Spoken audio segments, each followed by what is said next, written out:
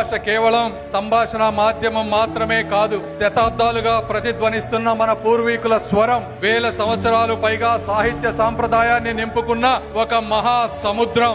అన్నమాచార్యుల కీర్తనల నుండి శ్రీ విప్లవ కవిత్వం వరకు, మహాభారతం నుండి విశ్వనాథ సత్యనారాయణ ఆధునిక సాహిత్యం వరకు తెలుగు ప్రపంచానికి విజ్ఞానాన్ని, వినోదాన్ని, విప్లవ స్ఫూర్తిని అందించినటువంటి భాష ఈ తెలుగు భాష.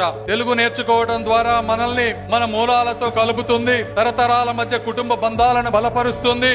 నాన్న అనే పదంలో ఉండే నమ్మకం, గురువు అనే పదంలో ఉండే గౌరవం, దేశం అనే పదంలో ఉండే ధైర్యం ఒక్క తెలుగు భాషలోనే వస్తుంది అని మీ అందరికీ నేను తెలియజేస్తా ఉన్నాను. నేను కూడా 25 సంవత్సరాలు అమెరికాలో ఉన్నా ఈ రోజు మీ అందరితో కలిసి ఉన్నాను అంటే దానికి కారణం తెలుగు భాష, ఆ భాషపై ఉన్నటువంటి మమకారం, ఆ భాష మీద ఉన్నటువంటి పట్టు అని మీ అందరికీ నేను తెలియజేస్తా ఉన్నాను. తెలుగు వారి ఆత్మ గౌరవం స్వరాన్ని వినిపించిన మన తెలుగునాటి వటవృక్షం అన్న నందమూరి తారక రామారావు గారు.